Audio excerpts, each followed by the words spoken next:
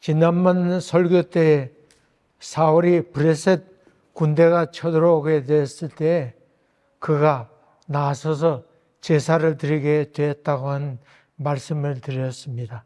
앞에는 브레셋 군대가 쳐들어오고 또 자기 편에 있던 이스라엘 백성들은 그거 보고 놀라서 흩어지게 되고 전쟁하기 전에 제사를 드려야 됐었는데 오려고 약속했던 사무엘은 오지 않고 해서 기다리다 못해 하는 수 없이 사울이 나서서 제사를 주재하게 됐는데 아마 끝나자마자 바로 사무엘이 온 것 같습니다. 이게 무슨 일이요? 했더니 사울이 자초지종을 얘기하면서 내가 부득이하여 이렇게 했나이다. 그럴 때 사무엘은 망령되이 행하였다고 그렇게 책망하게 됩니다. 그러면서 이제 당신의 왕위가 기리게 되지 못할 것입니다. 그렇게 소위 저주를 받게 됐다고 볼 수 있습니다. 이 사울은 자기의 죄를 고백하고 인정하고 용서함 받아서 했는데 전쟁 핑계 대고 또 사무엘이 오지 않았다고 핑계 대면서 우쭐해서 자기가 제사를 지내게 됐다 그런 말이죠. 그가 올 때까지 싸움은 일어나지 않았습니다마는 그는 그렇게 우쭐해서 자기 마음대로 행하게 되었습니다. 오늘 봉독한 사무엘상 14장은 여러 가지 이야기가 섞여 나옵니다. 사울 왕의 아들이었던 요나단이 나가서 전공을 세우게 됩니다. 또 전쟁 중에 사울은 무모하게 서원에 선포를 하게 됩니다. 식물을 먹지 말라고 하는 얘기를 하면서 무모하게 서원 내리게 되고 이것을 어겼던 몰랐던 요나단이 꿀을 먹게 됨으로 말미암아 죽게 되는 죽음 직전까지 가게 되는 사건이 나오게 됩니다. 오늘 14장 말씀은 짧지만은 여러 가지 얽히고 설킨 이야기들이 기록되어 있습니다. 오늘 말씀 들은 다음에 집에 가셔서 사무엘상 14장을 꼭 읽어보시길 바랍니다. 읽어보실 분, 아예 읽어볼 생각 안 하는구만요. 나쁜 분들. 꼭 읽어보세요. 설명한 다음에 읽으면 더 쉽게 이해가 됩니다. 오늘 제가 쭉 이야기 형식으로 쭉 얘기해 드릴 테니까 마음에 새겨 놓으세요. 사울 아들 이름이 뭐였죠? 요나단이에요. 요나단. 제가 이렇게 자꾸 얘기하는 이유는 제가 사람 이름을 잘 못 외웁니다. 그래서 영화도 보다가 그만둬버리면 맙니다. 술이 자꾸 얘기하면 그 사람이 이 사람이었던가 얼굴도 구별이 안 되고 그 주인공 이름을 구별 못하기 때문에 잘 안 됩니다. 성경 많이 읽지 않았던 사람은 요나단이 누구였더라 이렇게 될 거 아니에요. 그래서 제가 자꾸 거듭해서 얘기하는 것입니다. 사울 아들이 누구요? 요나단. 우리 교회에 요나단이 없죠? 이름. 나단이 있습니다. 나단. 프렌치로 얘기하면 나땅인데 이 앉아있는 다은이 아버지 첫째 아들 이름이 둘째죠. 아들 이름이 나단입니다. 나단. 이 나단이 자기 지인에서 나와서 블레셋 군대가 있는 곳으로 진 있는 곳으로 들어가려고 합니다. 근데 그 당시는 칼을 들고 다니는 부관이 있었습니다. 용감한 사람이었겠지요. 칼이 무거웠으니까 저 지는 데까지는 장군이 앞서서 나가면 칼 들고 쇠로 돼서 칼 들고 가면서 쫓아가는 사람이 있었습니다. 그래서 요나단이 자기 칼 들고 있는 그 부관한테 야 쳐들어갈까 그랬더니 아유 마음대로 하세요. 나는 그저 따르겠습니다. 그렇게 얘기했는데 그 진에서 600명 정도 군인이 나와서 이 요나단을 따르게 됩니다.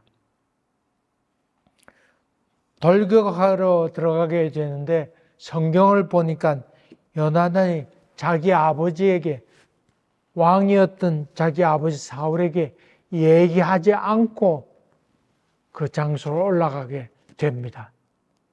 여러분, 그 아들이 왜 아버지에게 얘기하지 않고 갔을까요? 지금 쳐들어가는 동네가 기부아라고 하는 동네입니다. 이 기부아는 누구의 고향이었어요? 제가 다 가르쳐 주고 난 다음에 질문하잖아요. 누가 나왔어요, 지금?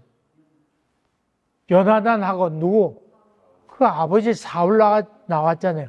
사울과 요나단의 고향이었어요. 근데 거기 고향이었는데, 그 지명 이름으로 봐서 돌멩이도 많이 있었고, 또 진흙도 많이 있는 곳이었습니다. 그런 산세가 험악하다는 걸 알 수 있죠. 아주 험악해요. 근데 그 지형에 대해서 잘 알았던 그 아버지 사울이 아들이 싸우러 간다 그랬으면 가라 그랬을 거예요. 가지 말라 그랬을 거예요.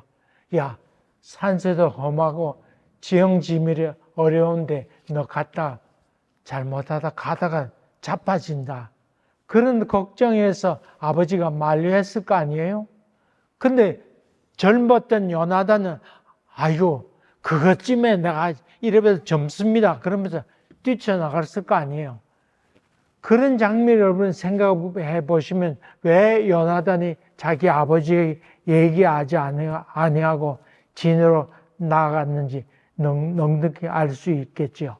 아버지는 걱정이 되었고 젊었던 요나단이 패기가 있으니까 그 지형에 대해서 잘 알았고 하니까 용기 있게 나아가게 되었죠. 요나단도 이게 정말 하나님께서 허락한 싸움인지 아닌지를 확인해 봐야 될 것 아닙니까? 블레셋 군사는 많았고 자기에게는 겨우 600명 정도밖에 되지 않았으니까 걱정도 되지 않았을까요? 그 마음에는 할례 받지 않았던 놈들이 올라오게 되니까 저런 놈들 하면서 분노는 가득 차 있어서 용백배하게 올라가게 되지만은 그러나 적은 많이 있었다고 하는 것입니다. 거기다가 요나단은 믿음이 있었습니다. 구원은 사람의 많고 적음에 있지 않습니다. 그건 확신에 넘쳤습니다.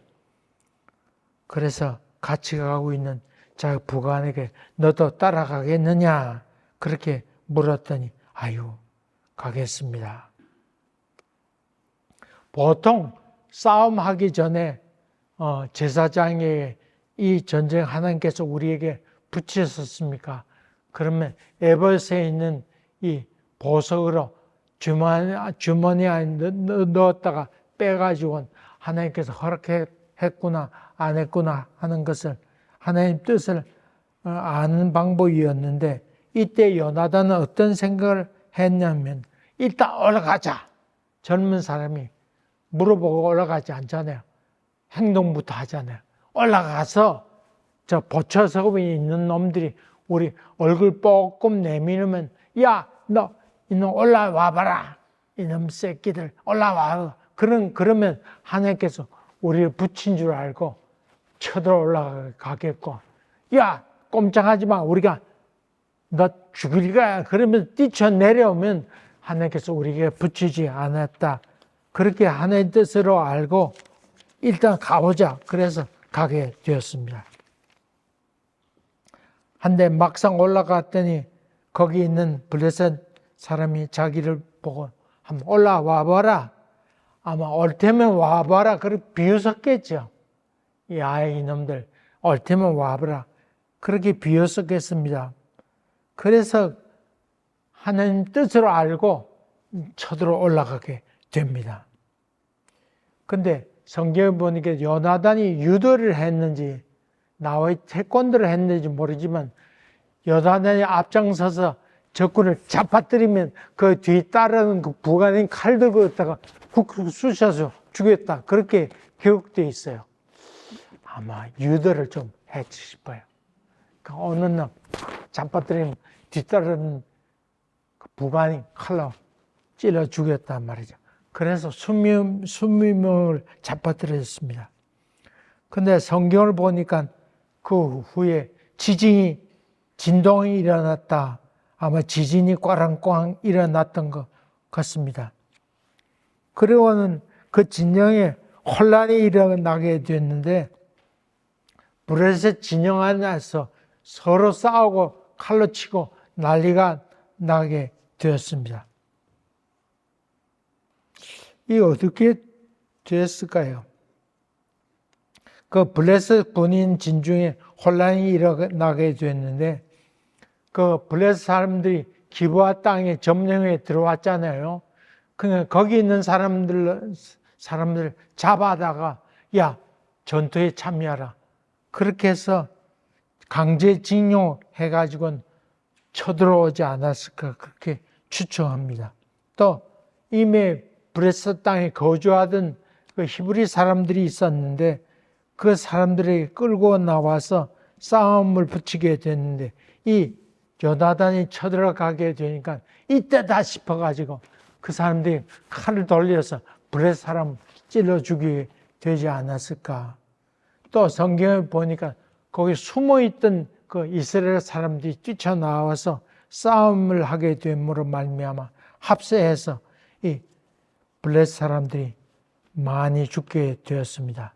그래서 승리하게 된 사건이 기록되어 있습니다. 여다나의 고백대로 구원을 사람이 많고 적음에 있지 아니하고 사람이 많다고 이기는 것 아닙니다. 여러분 불교 경전에 이런 말이 나옵니다. 조그만 촛불 하나고 장작이 싸우게 됐다. 장작이 있는데 장작이 조금 있은 것 아니고 잔뜩 있었습니다.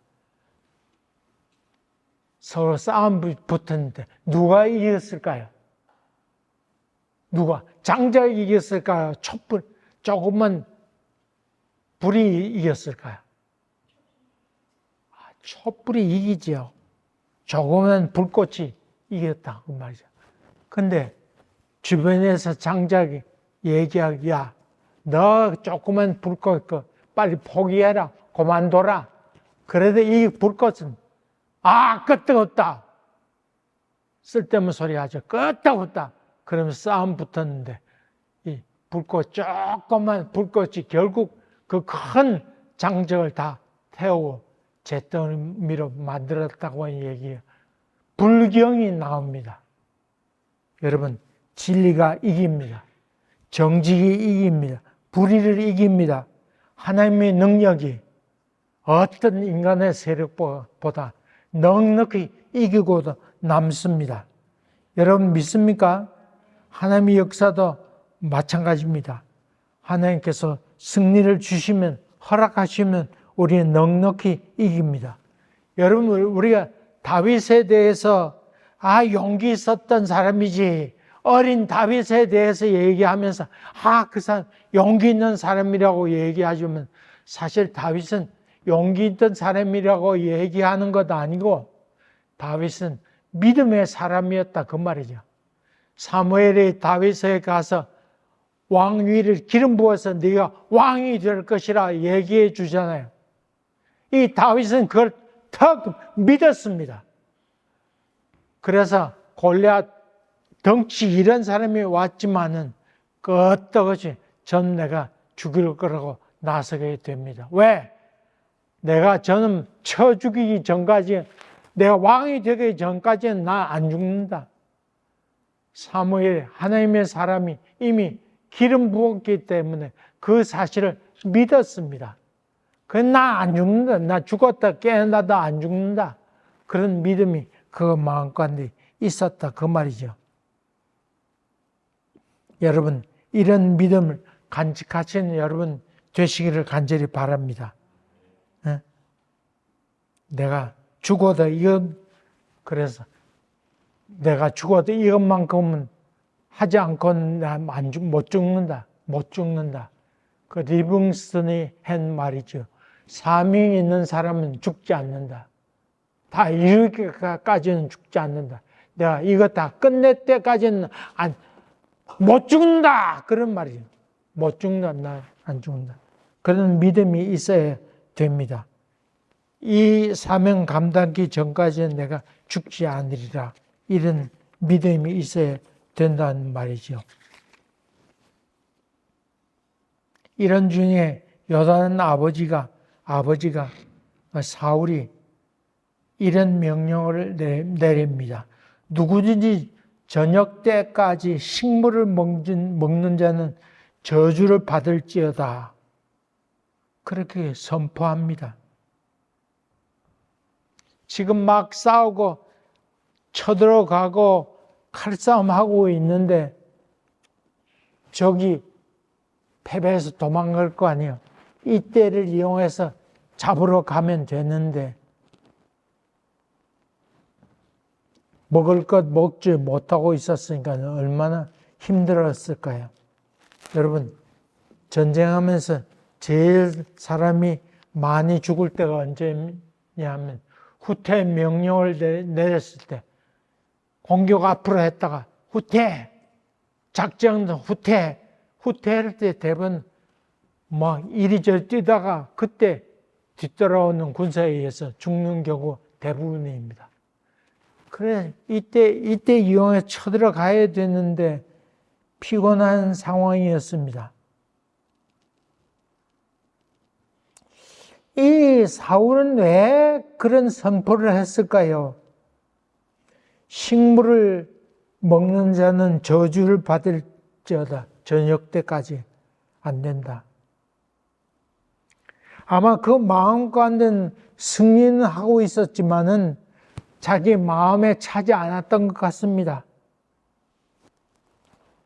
또 적을 더 물리치고 공을 세워서 자기 왕위를 더 견고히 하고자 하는 마음도 있었겠고, 싸움하게 되면 거기서 얻는 전리품이 많잖아요. 갑옷도 있고 칼도 있었고 또 거기서 전투해서 남는 옷들도 많이 있었으니까 그런 것을 얻어야겠다고 하는 욕심이 그 마음 가운데 있었던 것 같습니다. 조금만 더 하면 완전한 승리를 얻을 수 있는데 아마 그런 생각에서 욕심이 넘쳐서 지나친 선포를 했던 것 같습니다. 금식을 선포하면서 쳐들어 싸우려고 했습니다. 그런데 사울이 사실 이번만 그렇게 한 것 아닙니다. 이 요나단이 지금 싸우고 있는데 그렇게 있을 때 자기 사울 왕도 병사가 있었는데 이제 이들을 데리고 지금 나가서 쳐들어가서 도망가는 저놈들을 다 물리칠까 생각하던 차에 제사장을 부릅니다. 불러서 우리가 저들을 치리까 그렇게 물었습니다. 그래 물었는데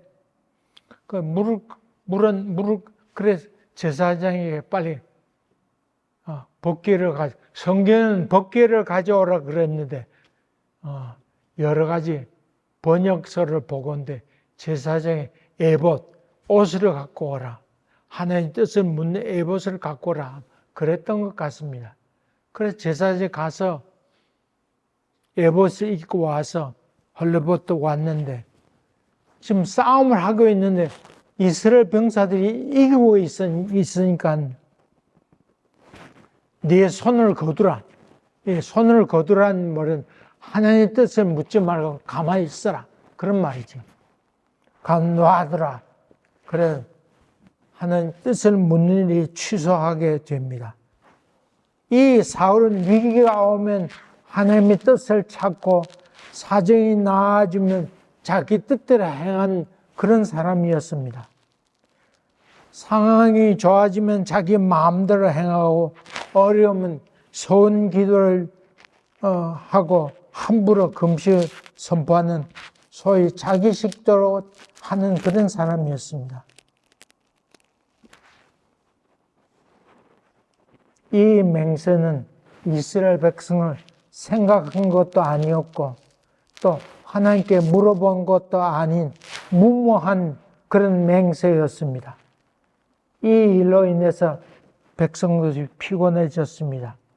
마치 신앙이 있는 것처럼 금식을 선포하고 맹세했지만 실상은 탐욕이었습니다. 이때 이 사실을 듣지 못했던 요나단은 싸우다가 숲속에 들어가게 됐는데 거기 마침 꿀이 있었습니다. 그것을 보고 지팡이로 꿀을 버릴 때가 달려드니까 집 가서 퍼먹지 못하고 지팡이를 찔러서 꿀을 조금 먹었는데 눈이 번쩍 뜨게 되었다, 그렇게 이야기하고 있습니다.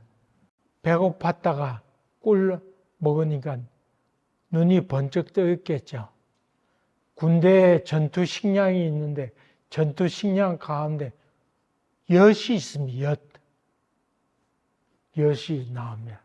요즘은 모르겠습니다. 엿이 있는데 엿 먹으면 오래 그동안 에너지가 비축되어서 잘 싸울 수 있죠. 요나단이 꿀을 먹었더니 눈이 번쩍 뜨였습니다. 그때 옆에 있던 신하가 사울 왕께서 아무것도 먹지 말라 그랬습니다. 그런 얘기했더니 요나단이 얘기했습니다. 꿀을 조금 먹었는데 이렇게 눈이 밝아져서 기운이 넘쳤는데 만약 무엇을 먹고 싸웠더라면 넉넉히 저들을 이기고 남았을 텐데 참 아쉽거나 씁쓸한 말로 중얼거리게 되었습니다. 중얼거리다는 말은 제 생각입니다. 성경은 그렇게 나와 있지는 않아요. 먹으면서 싸웠더라면 넉넉히 이겼을 텐데 우리 아버지가 왜 그 말을 했을까? 아마 그랬겠지요. 이제 해가 지게 되었습니다. 그러니까 해 질 때까지라 그랬으니까 해가 지게 되었는데 해가 지었으니까 그 시효가 끝났잖아요. 그러니까 군사들이 나와서 잡았던 고기 또 소 잡고 이렇게 했는데 피를 뽑고 먹어야 됐는데 피를 뽑지 않고 그대로 마구 먹었습니다. 그래서 이 보호를 받았던 사울은 큰 돌을 가져오라고 얘기하고는 그 돌 위에서 동물을 잡아서 피를 뽑아 먹으라고 그렇게 명령하게 됩니다. 그리고는 힘을 얻었던 병사들, 아마 때로 봐서는 아마 여름이었던 것 같습니다. 해가 길었던 것 같습니다. 해가 진 다음에 그 시효가 끝나니까 고기 잡아 먹은 다음에 힘을 얻었던 병사들이 저놈 쫓아가서 죽여버려야 되겠다, 이런 생각 들었을 거 아니에요. 그럴 때 이 사울이 하나님께 묻습니다. 그래서 제사장에게 싸우러 갈까요 말까요 그렇게 묻습니다. 그런데 하나님께서 응답지 않는 겁니다. 침묵하셨습니다.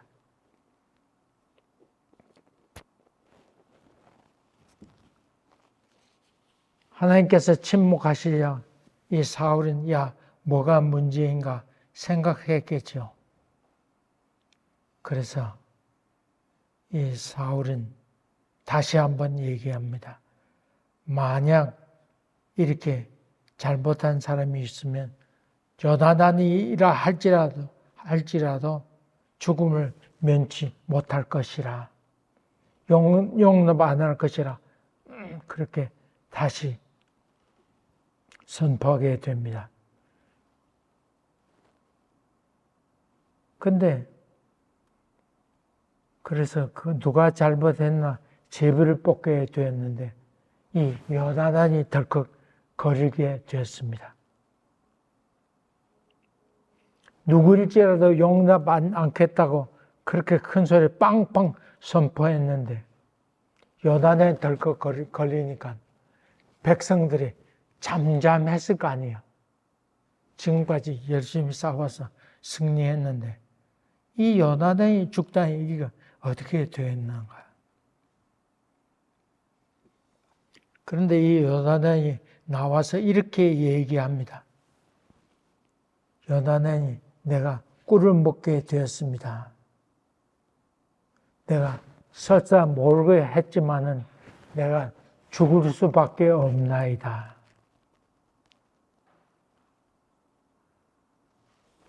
여러분, 이 사울이 요나단을 죽였을까요? 안 죽였을까요? 여러분 같으면 어떡할까요? 이미 선포해서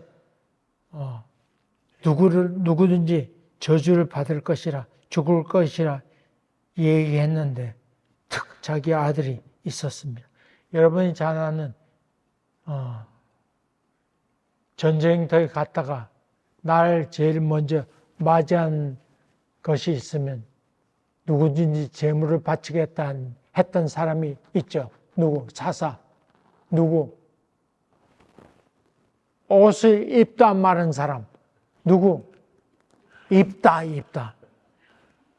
개가 나올 줄 알았는데 개가 아니고 자기 무남 동료가 나오게 되죠. 그래서 그 딸을 죽이게 되죠. 입다만 사람. 입담이야. 다음에 또 물어볼 거예요. 근데 이 사울은 그 백성들이 막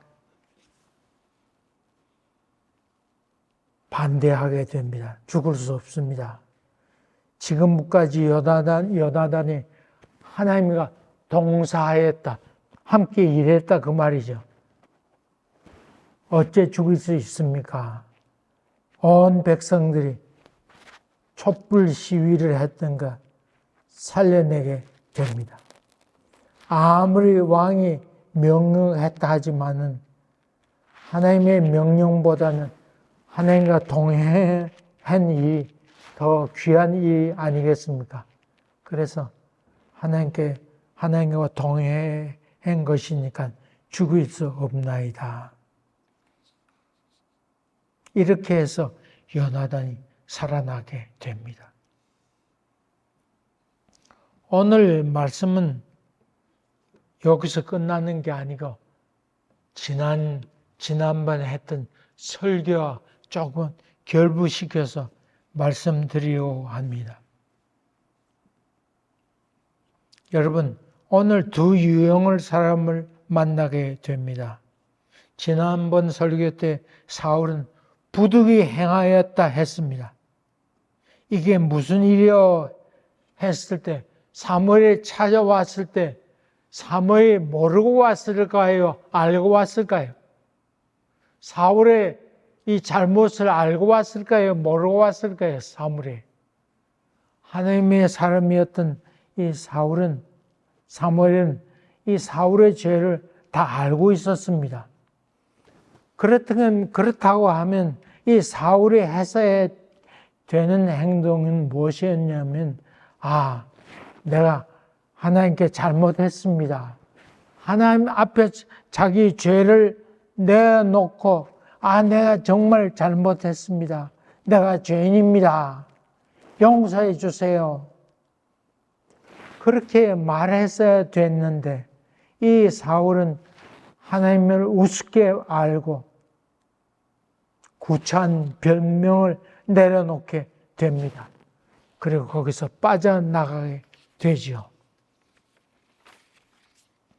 반대로 오늘 이 요나단은 내가 지팡이로 꿀을 찍어 먹었습니다. 그냥 맛볼 뿐입니다. 내가 그거 못 들었습니다. 그렇게 얘기해야 됐었는데 내가 죽을 수밖에 없나이다.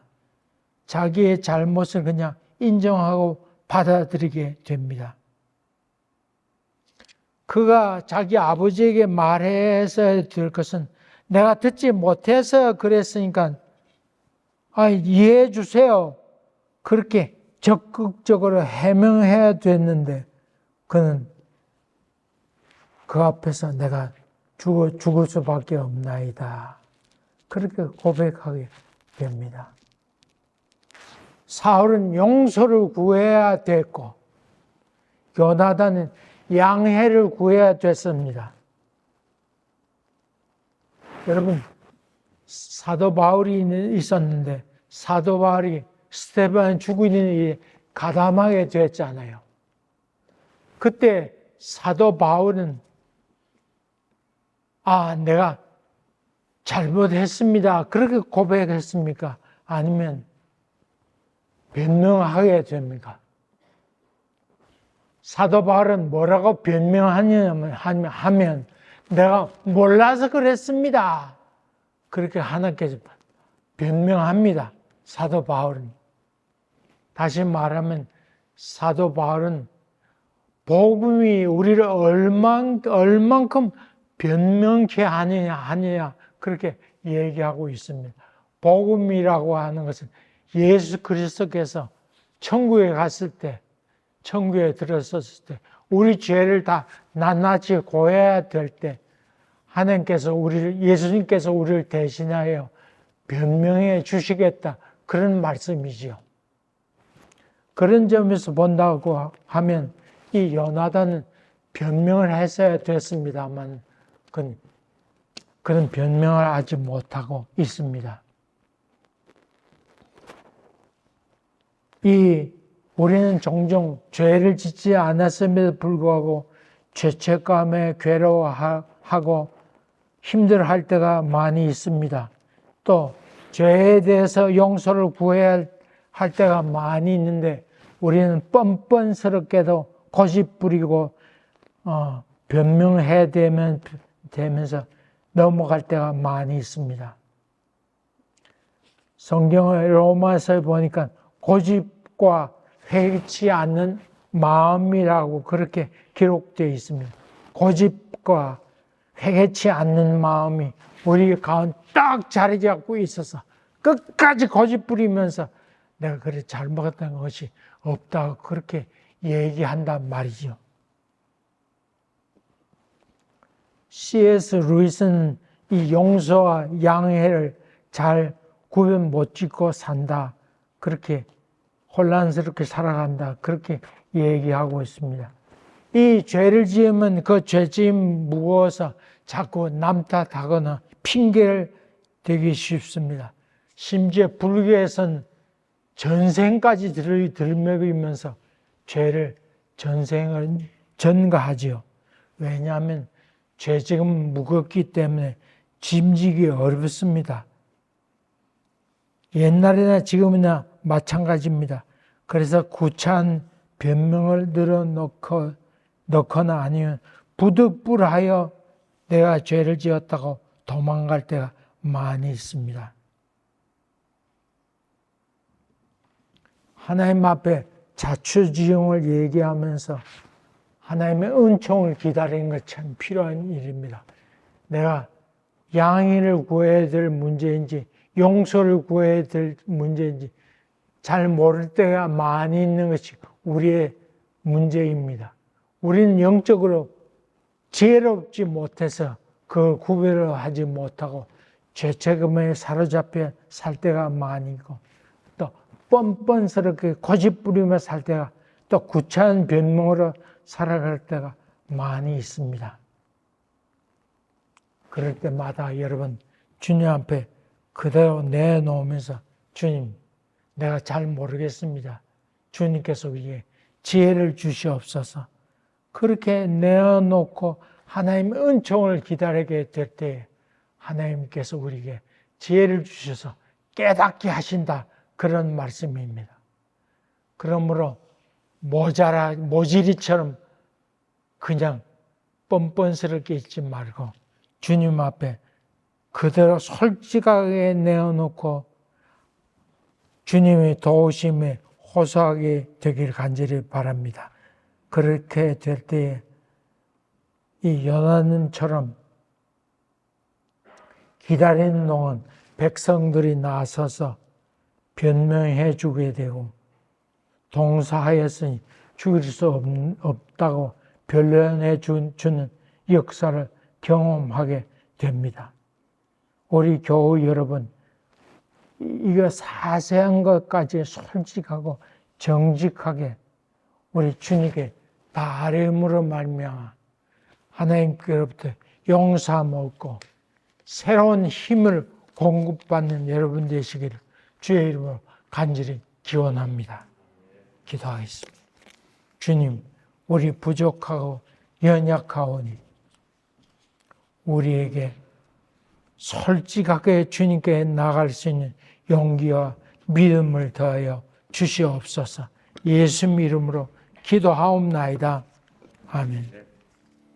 아버지 하나님, 우리는 참으로 어리석고 무지하여 하나님 앞에 순간순간 우리가 무엇을 용서받아야 되는지, 무엇을 하나님 말씀드려야 되는지 하나님 어리석고 우매하여 판단치 못할 때가 많이 있사오니 그럼에도 불구하고 하나님 우리 있는 모습 그대로 우리를 받으시며 우리가 아빠라고 부르며 주님께 우리 자신에 있는 것들을 내려놓을 수 있도록 언제나 두 손 벌려 우리를 맞이하시고 품으시는 주님이 우리 아버지 하나님이신 것을 믿사오니 우리 성도 한 분 한 분들 이 세상으로 나아갈 때에 어떤 순간을 맞이할지라도 모든 순간에 하나님 그 모든 마음에 있는 것 두 손 모아 기도하며 내려놓을 때에 주님의 세미한 사랑의 음성을 듣고 주님으로부터 새 힘을 얻을 수 있도록 도와주시옵소서.